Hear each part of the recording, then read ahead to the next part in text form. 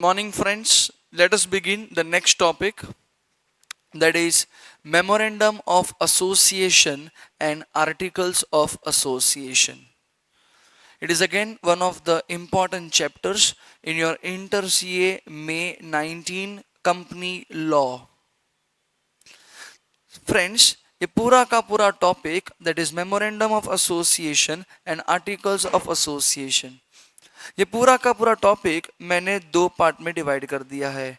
Part one we are going to understand is memorandum of association and part two we are going to understand is articles of association.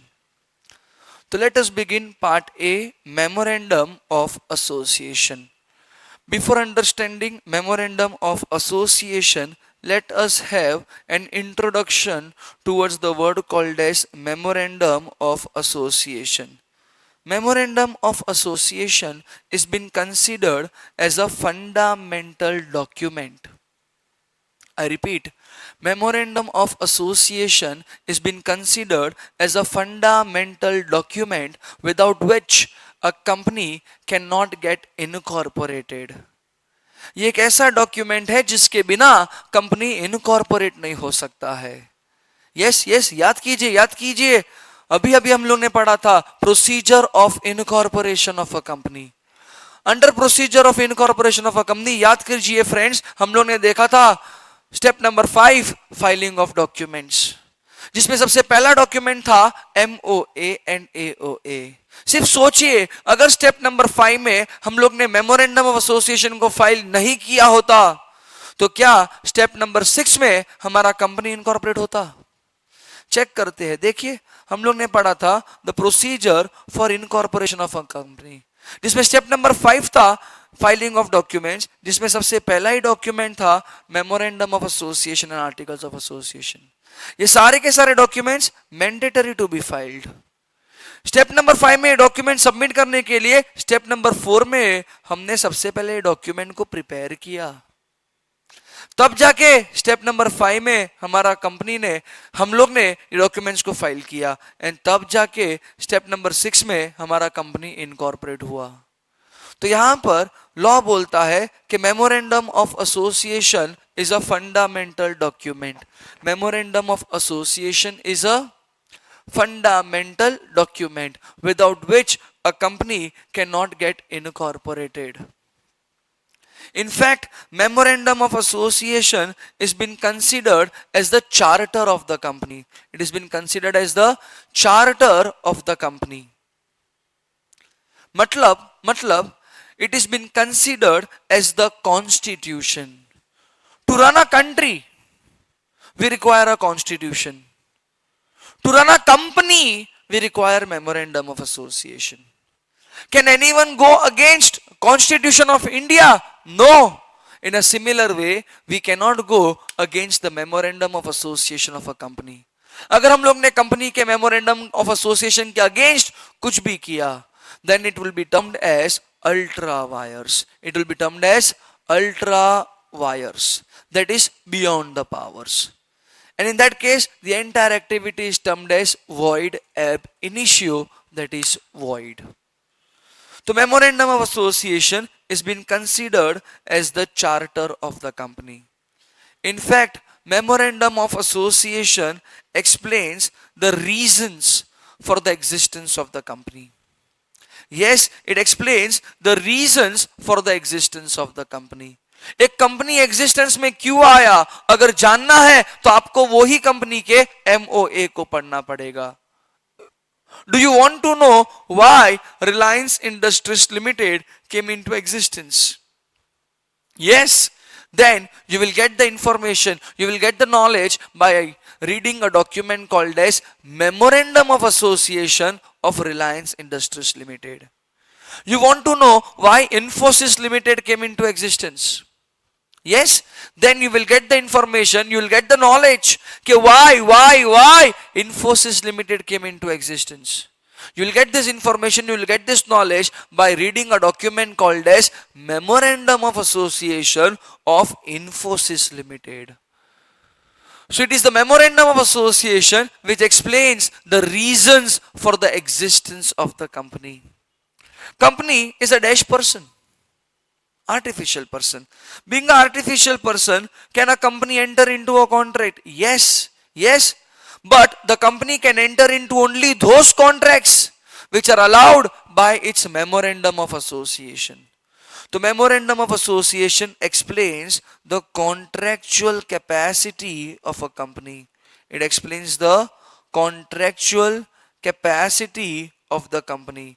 That is, a company can enter only those contracts which are allowed by its memorandum of association.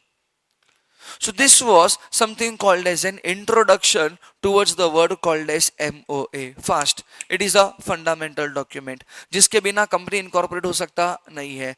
It has been considered as a charter of the company. That is constitution. It is a document which explains the reasons for the existence of the company. It is a document which explains the contractual capacity of a company.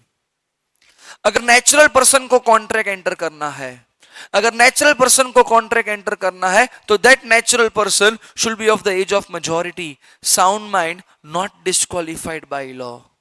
These were the three conditions. These were the three conditions given by Indian Contract Act called as competency of a person to enter into a contract. But if an artificial person wants to enter into a contract, तो क्या आप वो artificial person को पूछने जाओगे, hey artificial person, are you of the age of majority? बोलेगा वो ना?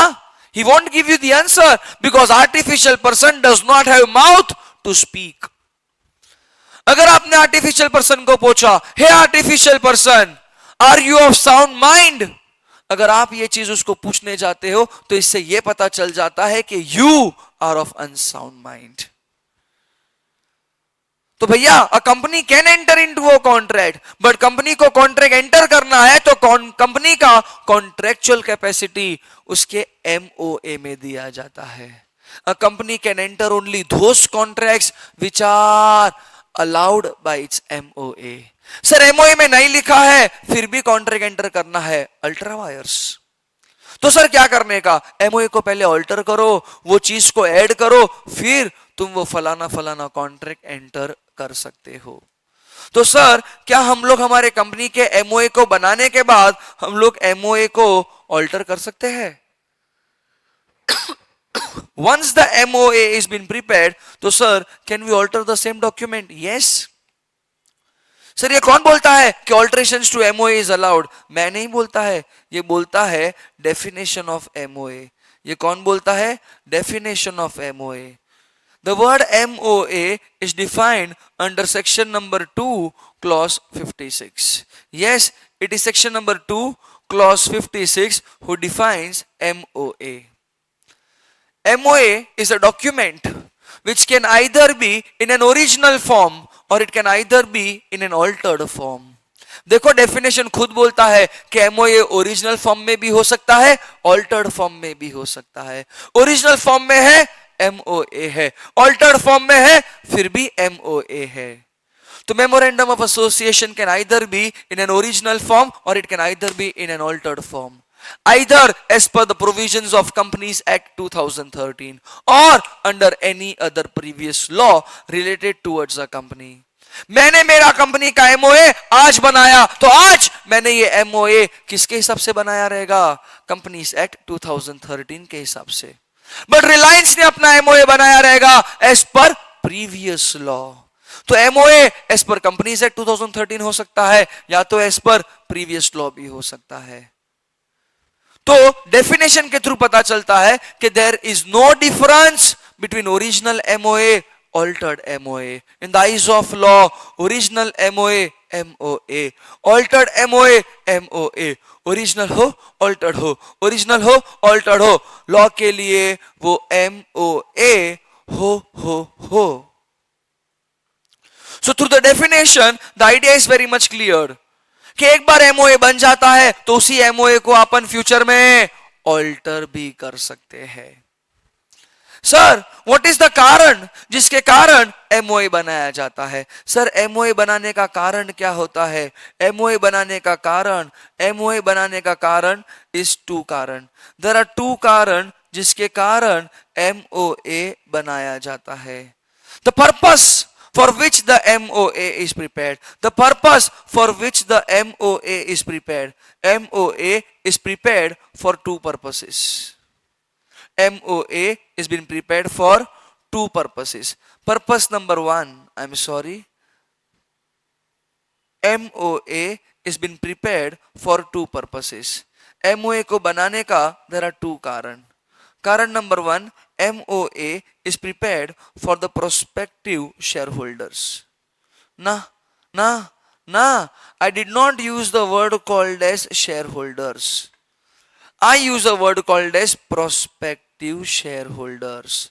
तो MOA बनाने का there are two कारणs. MOA बनाने का there are two कारणs. कारण number one, it is for the prospective shareholders. That is the future shareholders.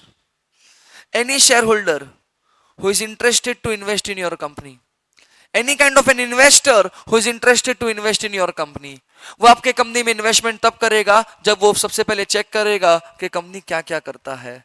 And company क्या क्या करता है ये लिखा किस में जाता है? एमओए में. सो एमओए बनाने का कारण number one, it is for the prospective share holder. कारण number two, it is for the outsiders और क्रेडिटर्स. आउटसाइडर्स और creditors who wants to enter a contract with the company. Outsiders or creditors who wants to enter the contract with the company, they will first check whether the company is having a contractual capacity or not. So MOA बनाने का there are two कारणs. कारण number one, prospective shareholder. कारण number to, outsiders और creditors. Sir हमको हमारे company का MOA बनाने का कैसे है? सर हमको हमारे कंपनी का MOA फॉर्म कैसे करना है? तो MOA gets formed as per schedule 1. याद करो, अभी अभी हम लोग ने पढ़ा था under something called as procedure of incorporation of a company. Under procedure of incorporation of a company, step number 4, you wanted to prepare MOA, so you can prepare MOA as per schedule 1. And schedule 1 comprises of how many tables? 10 tables. That is table A से लेकर table number J तक. Out of these 10 tables, starting का 5 table, out of these 10 tables, starting का 5 table is utilized for the purpose called as preparation of MOA. Starting का 5 table is utilized for the preparation of MOA. जिसमें starting का कौन सा 5 table है? Table A, B, C, D, E. These are the 5 tables which are utilized for the preparation of MOA. Yes, these are the 5 tables which are utilized for the preparation of MOA. Table A, B, C, D and E. Table A कौन से companies के लिए है? Table A is for the company limited by shares. Table B is for the company limited by guarantee having no share capital. Company limited by guarantee है having no share capital. So in that case they will prepare their MOA as per table number B. तो table number C किसके लिए है? Companies limited by guarantee having share capital. तो table D किसके लिए है? Companies having unlimited liability but having no share capital. And table E is for the companies having unlimited liability having share capital. So depending upon the type of company, you have to select the tables. हमारा company, याद करो हमारा company public company था. याद करो procedure of incorporation of a company. Step number 1, select the type of a company. Step number 1, select the type of a company. हमने कौन सा कंपनी सिलेक्ट किया था? हमने सिलेक्ट किया था public company limited by shares. तो अगर हम लोग हमारे कंपनी का एमओए बनाएगा, तो हम लोग एमओए किसके हिसाब से बनाएगा? हम लोग एमओए बनाएगा as per schedule number schedule number 1, table A. Because table number A is for the company which is limited by shares. Table number A किसके लिए है? For the companies which are limited by shares. So depending upon the type of company, we have to prepare the MOA. Sir हमारे company के MOA में क्या क्या दिखेगा? Sir company के एमओए में क्या क्या होता है? Following are the clauses. Following are the clauses which are present inside the MOA of a company. There are minimum 7 clauses. देख लो. Name clause, registered office clause, object clause, liability clause, capital clause, subscription clause and succession clause. There are total 7 clauses which is required to be present inside the MOA of the company. This is the minimum requirement. इतना तो होना ही चाहिए. इससे ज्यादा हो सकता है but इससे कम हो सकता नहीं है. However, जो लास्ट क्लॉज है ना, सक्सेशन क्लॉज, वो हर एक कंपनी में नहीं दिखेगा. वो आपको सिर्फ उसी कंपनी के एमओए में दिखेगा which is called as a 1% company.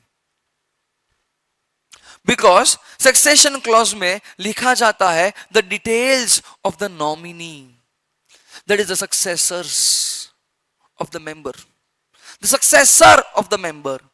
कि 1% कंपनी में अगर मेंबर मर जाएगा तो उसके बाद कंपनी का टेक केयर कौन करेगा, उसके बाद कंपनी का मेंबर कौन बन जाएगा. तो in that case we have to write down the details of the nominee inside the succession clause.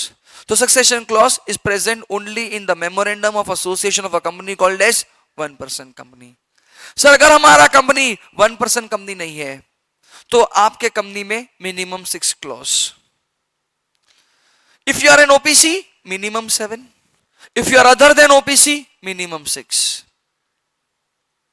जिसमें याद करो एक क्लॉज दिख रहा है कैपिटल क्लॉज. ये कैपिटल क्लॉज भी हर एक कंपनी के एमओए में नहीं होता है. ये कैपिटल क्लॉज भी हर एक कंपनी के एमओए में नहीं होता है. ये कैपिटल क्लॉज दिखेगा only in a company which is having share capital. Only in a company having a share capital. Sir अगर हमारे कंपनी के पास शेयर कैपिटल नहीं है तो in that case capital clause नहीं होएगा. तो सर ऐसा कोई कंपनी जो 1% कंपनी नहीं है, जिसके पास कैपिटल क्लॉज, जिसके पास शेयर कैपिटल भी नहीं है, तो वो लोग के कंपनी में 5 क्लॉज ही दिखेगा. नहीं समझा? अगर कंपनी 1% कंपनी है तो 7 clause minimum. It is other than 1% company 6 clause. It is a company having no share capital 5 clause.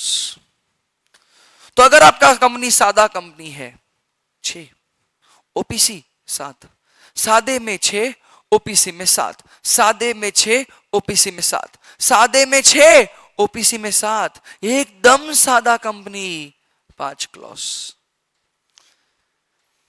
ये सारे के सारे क्लॉजेस को डिटेल में पढ़ना पड़ेगा.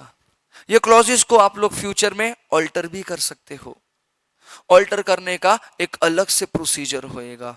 बट हाँ, सब्सक्रिप्शन क्लॉज को कभी भी ऑल्टर नहीं किया जा सकता. सक्सेशन क्लॉज को हम लोग ने ऑल्टर करना पढ़ लिया है ओपीसी के टाइम पे, आईएनसी 3, आईएनसी 4. एक बार मैंने नॉमिनी अपॉइंट कर लिया तो फ्यूचर में अगर मुझे मेरे नॉमिनी को चेंज करना है तो मैं नया नॉमिनी अपॉइंट करेगा. तो अपने को यहां पे पढ़ना पड़ेगा name clause, registered office clause, object clause, liability clause, capital clause. ये सब क्या है और उनको कैसे ऑल्टर किया जा सकता है. तो let us begin the name clause. सबसे पहला क्लॉज आता है नेम क्लॉज. कौन सा क्लॉज आता है? Name clause. What is name clause? Name clause is the clause which represents the name of the company. It represents what? The name of the company. मतलब company का नाम इसी क्लॉज में लिखा जाता है. रिलायंस के मेमोरेंडम ऑफ एसोसिएशन में नेम क्लॉज में क्या लिखा रहेगा? रिलायंस का नाम. That is the same name which was been given under step number 3, section 7, reservation of name. Sir एक बार मेरे कंपनी के पास नाम आ गया तो सर क्या मेरा कंपनी फ्यूचर में नाम चेंज कर सकता है? Yes. Yes. Can your company change it's name? Yes. एक बार नाम आ जाता है तो change in name is possible. अब दिमाग लगाओ, अगर आपने आपका नाम चेंज किया, अगर आपने आपका नाम चेंज किया तो कहना इसे एमओए को ऑल्टर करना पड़ेगा. यस, करना पड़ेगा. ऑल्टर करने के बाद वो रहेगा तो MOA ही ना। तो whenever you are going to change the name of your company, you also need to alter the MOA of the company. Change in name is given under section number 13. Change in name is given under section number 13. अगर मुझे मेरे company का नाम change करना है, अगर मुझे मेरे कंपनी का नाम चेंज करना है, तो मुझे सबसे पहले पास करना पड़ेगा SR, that is special resolution. I require 3/4 majority of the members present in the meeting. After passing SR, I require the approval of central government. मुझे सेंट्रल गवर्नमेंट का अप्रूवल चाहिए कि सेंट्रल गवर्नमेंट प्लीज मुझे मेरा नाम change करने दो। हाँ, अप्लाई सेंट्रल गवर्नमेंट को करोगे बट आपको आंसर ROC के पास से मिलेगा, बिकॉज सेंट्रल गवर्नमेंट ने अपना पावर्स ROC को डेलीगेट कर दिया है। तो अप्लाई किसको करोगे? अप्लाई किसको करोगे? सेंट्रल गवर्नमेंट को। रिप्लाई कौन करेगा? ROC। सेंट्रल गवर्नमेंट को अप्लाई करोगे तो अप्लाई किया जाएगा under a form called as INC 24।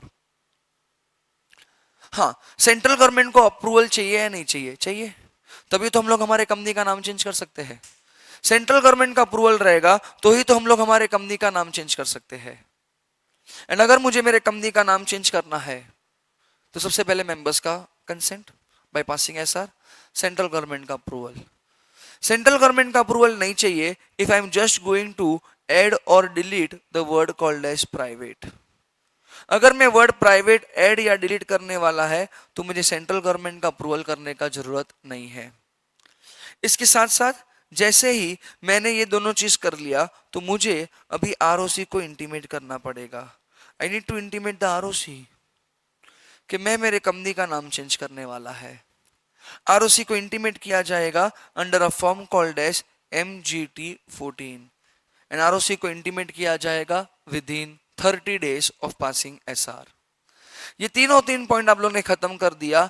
अब आप अपना नाम चेंज कर सकते हो, मतलब वही पुराना procedure INC 1, get the new name of the company, नया नाम आ जाएगा, ऑल्टर द MOA। ऑल्टर करने के बाद copy of altered MOA, copy of SR, copy of central government approval, ये तीनों डॉक्यूमेंट ROC को सबमिट करना। तब जाके ROC आपको इशू करेगा एक नया सर्टिफिकेट ऑफ इनकॉर्पोरेशन। सर, नया सर्टिफिकेट ऑफ इनकॉर्पोरेशन क्यों इशू होता है? That will be acting as a proof that ये नाम वाला कंपनी इनकॉर्पोरेटेड हुआ है। आपका डेट ऑफ इनकॉर्पोरेशन चेंज नहीं होएगा, आपका नाम चेंज हुआ है ना, उसके लिए आपको एक नया सर्टिफिकेट ऑफ इनकॉर्पोरेशन दिया गया है। नेम क्लॉज के अंदर एक चीज हम लोगों ने देखा वो था चेंज इन नेम, बट उसके अंदर और एक पॉइंट आता है called as rectification of name. Rectification of name is given under section number 16. Rectification of name is given under section number 16. आप लोग प्रैक्टिकल लाइफ में कोई चीज रेक्टिफाई कब करते हो? रेक्टिफाई तब करते हो जब कोई मिस्टेक हुआ है। तो सर इधर क्या हुआ है? इधर हुआ है mere resemblance. The name of my company is merely resembling the name of another company. The name of my company is merely resembling the name of another company. मतलब मेरे कंपनी का नाम थोड़ा सा merely resemble कर रहा है already कोई दूसरे कंपनी के साथ जो ऑलरेडी एग्जिस्टेंस में था। तो in that case you need to rectify your name, जिसके लिए सेंट्रल गवर्नमेंट आपको नोटिस देगा एंड आपको नाम रेक्टिफाई करना पड़ेगा by passing OR within 3 months। Central government ने आपको अप्रोच किया तो it is called as suo motu, that is at the motion of the central government.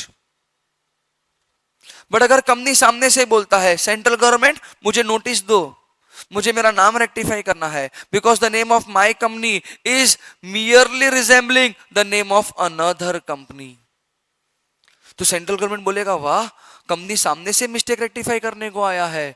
तो सेंट्रल गवर्नमेंट आपको देगा नोटिस, जाओ जाओ जाओ नाम रेक्टिफाई करो by passing OR and in this case you have to rectify the name within 6 months। मतलब अगर सेंट्रल गवर्नमेंट ने नोटिस दिया नाम रेक्टिफाई करने का तो 3 months में नाम रेक्टिफाई कर देने का। बट कंपनी सामने से जाके बोलता है प्लीज मुझे नोटिस दो नाम रेक्टिफाई करने के लिए, तो in that case the time limit is तो अगर सेंट्रल गवर्नमेंट ने आपको नोटिस दिया तो आपको नाम रेक्टिफाई करना पड़ेगा विद इन 3 मंथ्स। बट अगर कंपनी ने सामने से अप्रोच किया कि सेंट्रल गवर्नमेंट प्लीज मुझे नोटिस दो, मुझे मेरा नाम रेक्टिफाई करना है, तो सेंट्रल गवर्नमेंट आपसे भावुक हो जाएगा और बोलेगा जाओ जाओ जाओ नाम रेक्टिफाई करो and I am giving you a time limit of 6 months. तो कंपनी अपना नाम चेंज कर सकती है? हाँ जी सर। कंपनी को अपना नाम रेक्टिफाई करना पड़ेगा? हाँ जी सर। सर अगर रेक्टिफिकेशन पॉसिबल नहीं हो रहा है, change the name with the given procedure. Sure. इसके बाद अपना सेकंड क्लॉज आता है, इसके बाद अपना सेकंड क्लॉज आता है रजिस्टर्ड ऑफिस क्लॉज। कौन सा क्लॉज आता है sir? Registered office clause. What do you mean by registered office clause? Registered office clause एक ऐसा क्लॉज है जिसके अंदर सिर्फ और सिर्फ लिखा जाएगा the name of the state. क्या लिखा जाएगा? The name of the state where the registered office of the company is situated. Every company must have a registered office. At the time of incorporation, this is optional. But after incorporation, it is mandatory.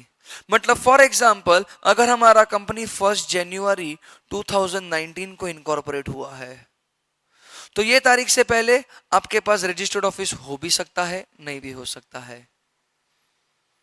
But ये तारीख के बाद within 15 days the company must have a registered office. परवड़ता है तो एक नया जगह खरीद लो, नहीं परवड़ता है तो एटलीस्ट कोई जगह भाड़े पे ले लो, but the company must have its own registered office.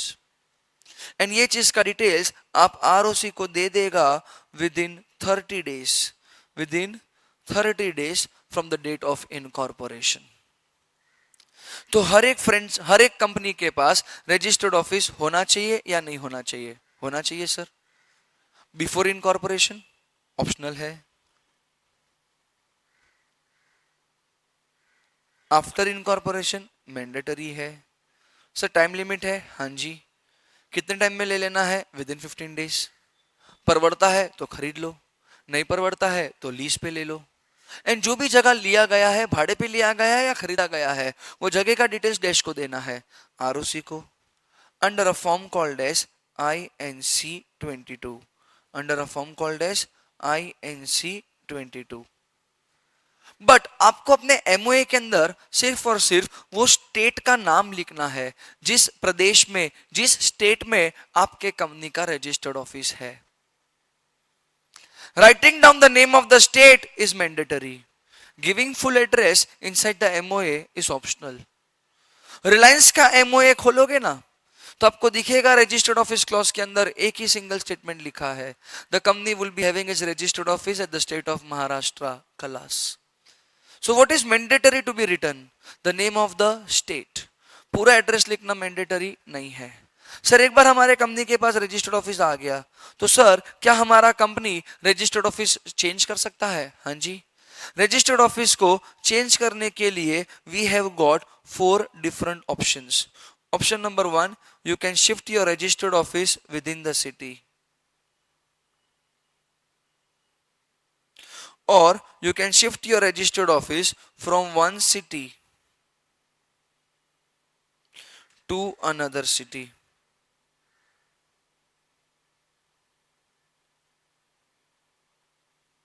Same state,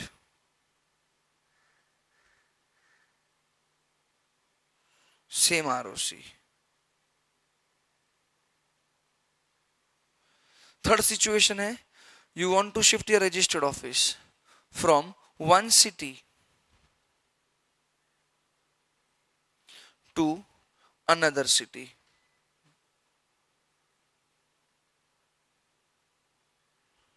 Same state, different ROC. ये वाला जो कंडीशन है ना वो सिर्फ state of Maharashtra and state of Tamil Nadu में पॉसिबल है। There is one more possibility called a shifting of registered office from one state to another state.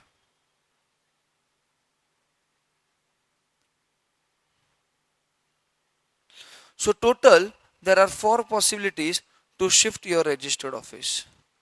The very first possibility we have got over here is shifting of registered office within the city. या तो from one city to another city, same state, same ROC. या तो one city to another city, same state, different ROC. Last condition, from one state to another state. ये चारों के चार shifting में से आप कौन सा भी एक शिफ्टिंग कभी भी कितनी बार भी कर सकते हो. Let us understand the various procedures for the same. अगर मुझे within the city change करना है, अगर मुझे within the city shift होना है, तो I just need to pass a board resolution and I can shift my registered office. नया जगह आने के बाद मैं नया जगह का डिटेल्स आरओसी को दूंगा अंडर INC2. अगर मैं एक शहर से दूसरे शहर में शिफ्ट हो रहा है, तो कहने से मेरे मेंबर्स को तकलीफ हो जाएगा. पहले वाले केस में मेंबर्स को तकलीफ नहीं होता था, बिकॉज मेंबर्स क्या सोचते थे कि कंपनी अपना रजिस्टर्ड ऑफिस किधर भी रखेगा, विद इन द सिटी तो रखेगा, तो हमें तकलीफ नहीं होता है, बिकॉज कंपनी का जो भी जनरल मीटिंग होएगा वो विद इन द सिटी ही होएगा.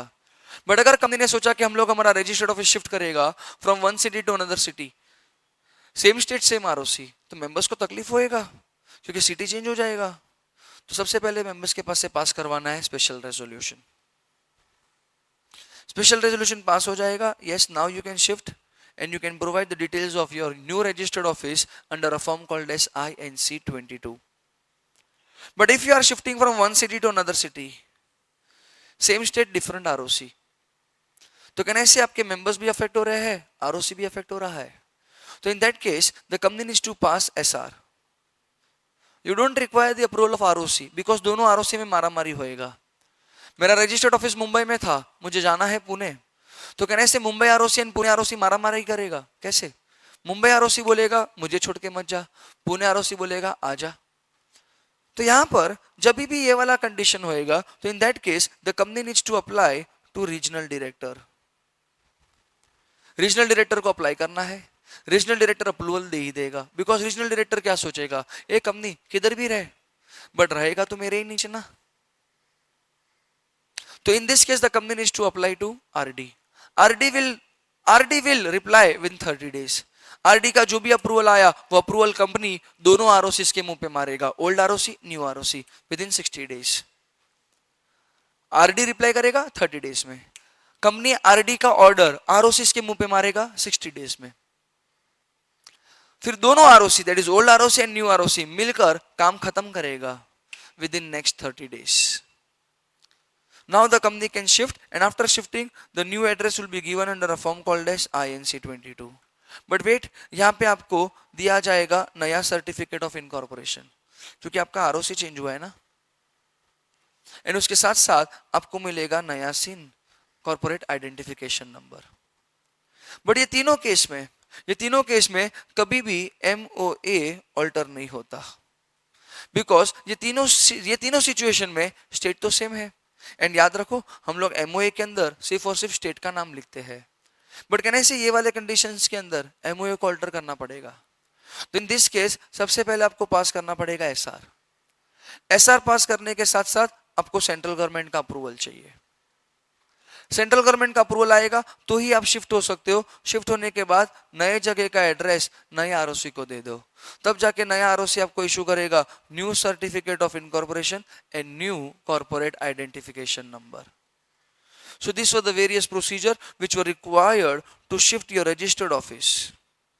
तो फ्रेंड्स हम लोग ने देखा सबसे पहला नेम क्लॉज, उसको कैसे ऑल्टर करने का देख लिया. रजिस्टर्ड ऑफिस क्या है उसको कैसे ऑल्टर करने का देख लिया. Object clause, the lengthiest clause inside the MOA of the company, because inside the object clause we have to write down the various objects of our company. हमारा कंपनी क्या क्या कर सकता है वो सारा का सारा चीज ऑब्जेक्ट क्लॉज में लिखा जाता है, एंड कंपनी फिर वही चीज कर सकता है. अगर कंपनी ने ऐसा कोई चीज किया which is not written inside the object clause, then that entire activity is termed as ultra vires, beyond the powers. It is valid? No. It is void? No. It is void ab initio. And जो भी चीज void ab initio होता है वो होता तो void ही है. From pin to plane, company को कुछ भी चीज करने का है तो ऑब्जेक्ट क्लॉज में लिख देने का, तो ही वो चीज कंपनी कर सकता है, वरना वो चीज कंपनी कर पाएगा नहीं. Object clause is the lengthiest clause. Object clause को दो पार्ट में डिवाइड किया जाता है, main object, other objects. The कारण, जिसके कारण कंपनी इनकॉर्पोरेट हुआ, वो मेन ऑब्जेक्ट बन जाएगा। बट एनी अदर कारण which are required to achieve the main कारण, वो अदर ऑब्जेक्ट्स बन जाएगा। तो सर कहना company alter their object clause, जब मैं बोलूं ऑल्टर दी ऑब्जेक्ट क्लॉज तो उसका मतलब क्या होएगा? या तो कोई नया ऑब्जेक्ट ऐड करना है या तो कोई पुराना ऑब्जेक्ट डिलीट करना है। तो in that case the company just needs to pass SR. Object clause को ऑल्टर करने के लिए the company needs to just pass SR, alter the MOA and submit the copy of altered MOA to the ROC within 30 days of passing SR। ये छोटा सा procedure कर दिया तो आप अपना ऑब्जेक्ट क्लॉज ऑल्टर कर सकते हो। Sir but can a company alter its main object? Yes, a company can also alter its main object, but ध्यान रखना अगर मेन ऑब्जेक्ट ऑल्टर किया तो शायद से आपको नाम भी चेंज करना पड़ेगा। For example there is a company called as Bata limited. For example company का नाम है बाटा फुटवेयर लिमिटेड। कंपनी का मेन बिजनेस जूता बनाने का। कंपनी ने बोला ना ना ना, अभी से हम जूता नहीं बनाएगा, अभी से हम एयरलाइन इंडस्ट्री का काम करेगा। तो कहना ऐसे कंपनी अगर एयरलाइन इंडस्ट्री का काम करने का चालू किया तो कंपनी का नाम है बाटा फुटवेयर लिमिटेड, काम एयरलाइन इंडस्ट्री का। कहना ऐसे मिसलीड हो रहा है। So whenever you are going to alter the main object, chances are bright you also need to alter the name of your company, and whenever you will alter the name of your company na friends, your good will get affected। so इतना सारा झंझट करने से अच्छा, इतना सारा भेजामारी करने से अच्छा, it's better don't alter the main object। if you want to do something called as another object or main object, so you do one thing, form a new company itself। sure? तो अगर मुझे मेरे company का object clause alter करना है, I need to just pass SR, alter the MOA and submit the copy of altered MOA along with the copy of SR to the ROC within 30 days। Sir what is liability clause? Liability clause is the clause which specifies the liability of the member in a company. याद करो, liability of a member, it depends upon the type of company. It can either B limited by shares, limited by guarantee और having unlimited liability. If you are a member in a company limited by shares, your liability is limited only up to the unpaid value of shares. If the shares are fully paid up, no liability. You are a member in a company limited by guarantee, your liability is limited only up to the amount given inside the MOA, and that amount will be called up at the time of liquidation of the company। But if you are a member in a company having unlimited liability, your liability will be unlimited। Even your personal assets will be held liable। तो liability clause में क्या लिखा जाता है? Liability clause में सिर्फ और सिर्फ लिखा जाता है the liability of the member in a company. If the company is limited by shares तो उसी प्रकार का लायबिलिटी एमओए में लिखा जाएगा। If the company is limited by guarantee तो उसी प्रकार का लायबिलिटी एमओए में लिखा जाएगा। If the company is having unlimited liability तो उसी प्रकार का लायबिलिटी एमओए में लिखा जाएगा। तो लायबिलिटी क्लॉज में क्या लिखा जाता है? The liability of the member in of a company. Sir ये लायबिलिटी क्लॉज को ऑल्टर करना है, I will say not allowed. A company can not alter the liability of its member. Liability clause को तुम ऑल्टर नहीं कर सकता है, बट सेक्शन नंबर 18 परमिट करता है। What is section number 18? Conversion of companies, जो हम लोग फ्यूचर लेक्चर्स में देखेगा। A company can get converted from one category to another category. तो under section number 18 you can do alterations to liability clause, but practical life not possible because none of the members will give their consent कि हाँ हमारा liability बढ़ा दो। हाँ, members will give the consent liability कम करो, but company does not want that thing। तो liability clause को तुम practical life में alter कर सकता नहीं है। The last clause we are going to come across is the capital clause। capital clause में लिखा जाता है authorized share capital, that is the maximum limit of capital a company can issue in the market। बचपन में सुना रहेगा the issued capital cannot be more than authorized capital।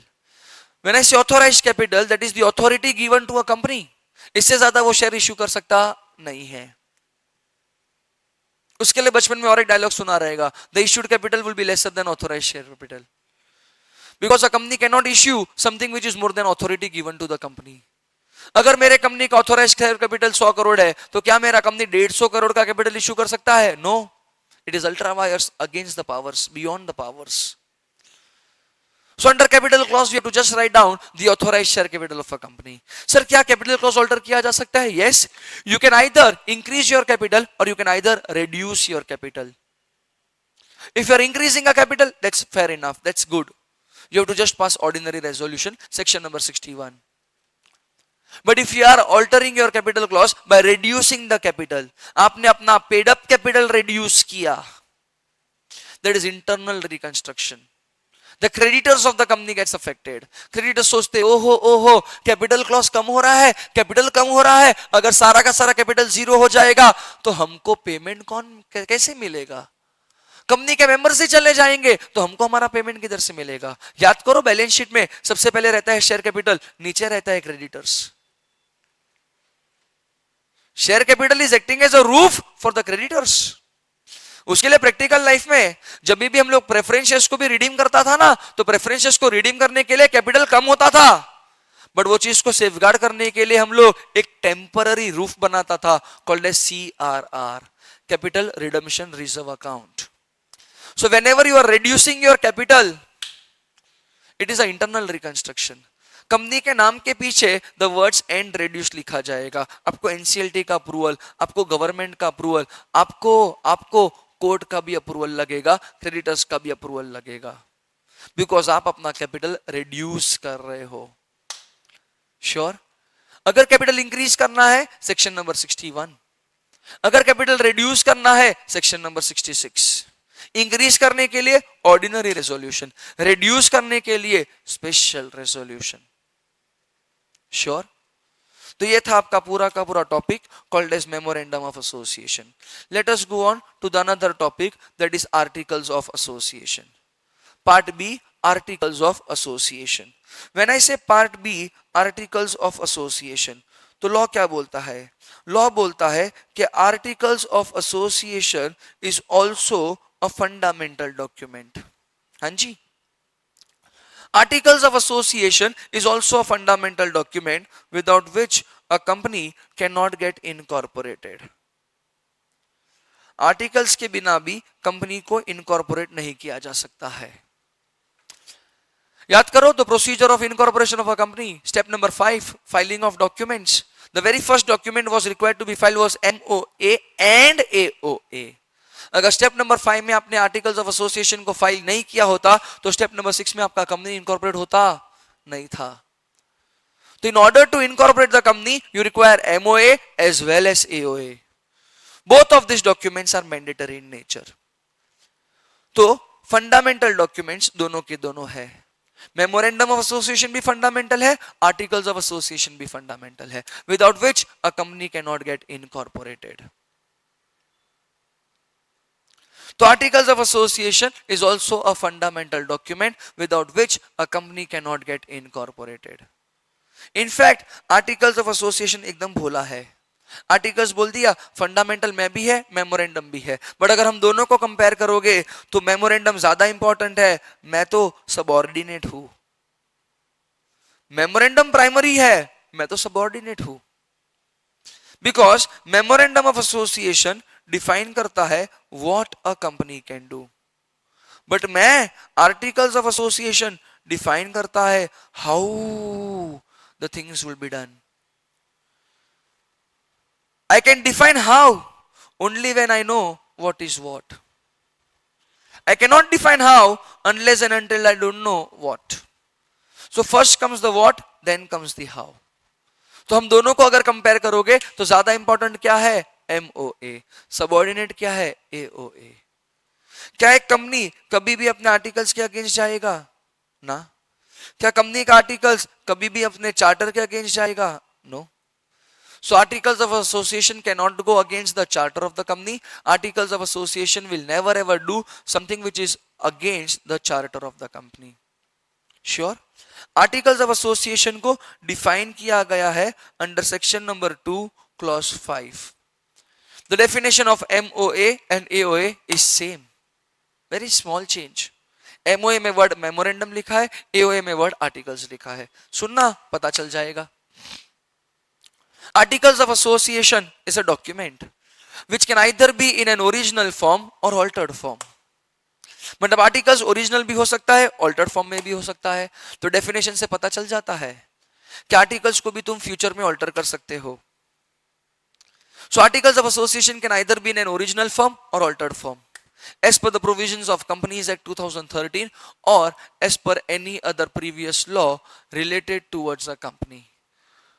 मैंने मेरे कंपनी का आर्टिकल्स आज बनाया तो एज पर कंपनीज एक्ट 2013 बनाऊंगा, बट मैंने मेरा आर्टिकल्स बनाया था एज पर कंपनीज एक्ट 1956 तो भी आज वो मेरे लिए आर्टिकल्स ही कहलाएगा, because articles can either be as per companies act 2013 और as per any other previous law related towards a company. Articles को बनाना है तो whenever you want to form articles of association, whenever you want to form articles of association, then in that case again you need to fulfill the provision given under schedule number 1। याद करो schedule number 1 में total 10 tables था, जिसमें से starting का 5 table A B C D E was utilized for the preparation of MOA, but बाकी का जो 5 टेबल है that is table F G H I and J, ये बाकी का 5 tables are utilized for the preparations of AOA। Table number F, it is for those companies which is limited by shares। Table G, company limited by guarantee having share capital, इधर उल्टा हो जाएगा, share capital पहले आएगा। Table H, company limited by guarantee having no share capital।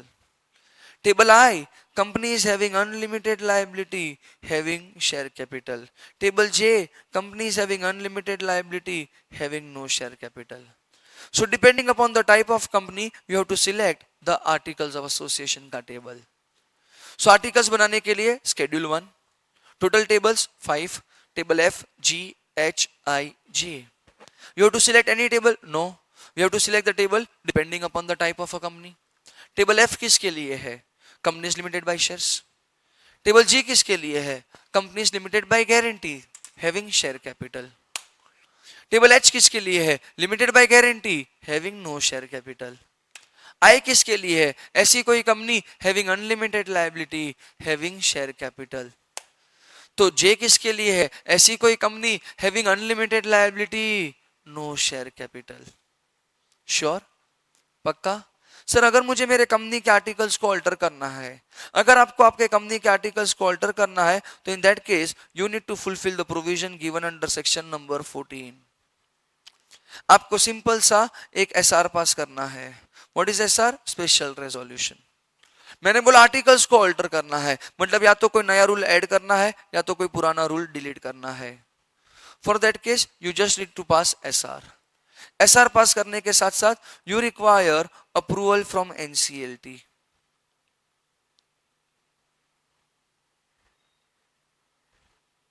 If any, हर वक्त जरूरत नहीं है, जिधर जिधर लिखा गया है उधर उधर एनसीएलटी का अप्रूवल लाना पड़ेगा। उसके साथ साथ आपको अभी आपका एओए ऑल्टर करने का मौका मिल जाएगा। So only after doing these 2 steps you can alter your AOA. But step number 2 is mandatory only for certain cases, not for all cases। AOA alter हो गया तो अभी ये आर्टिकल्स जो alter हुआ है उसको रजिस्टर करना पड़ेगा। याद रखना friends, whenever you alter MOA or whenever you alter AOA, alterations are valid only when they are registered। आप लोगों ने डॉक्यूमेंट्स को alter कर दिया बट ये डॉक्यूमेंट्स को रजिस्टर नहीं करवाया तो इन दैट केस ये ऑल्टरेशंस को वैलिड माना जाएगा। I am sorry, I am so sorry. तो एक बार आपने एमओए या एओए कुछ भी ऑल्टर किया तो वो ऑल्टरेशंस को रजिस्टर करना पड़ेगा। Alterations done not registered, the alterations are invalid. तो ये ऑल्टरेशंस को रजिस्टर कैसे करने का? तो आप लोग ने जो भी एओए को ऑल्टर किया है तो copy of AOA, copy of SR, copy of approval of NCLT, ये सब चीज आप किसको सबमिट करेगा? आरओसी को with in 15 days of passing SR. ये सब चीज किया तब जाके ऑल्टरेशंस वैलिड होएगा, तब जाके आर्टिकल्स ऑल्टर होएगा। श्योर? तो यहाँ पे हम लोग ने सक्सेसफुली खत्म कर दिया है something called as memorandum of association and something called as articles of association. पक्का? Thank you so much.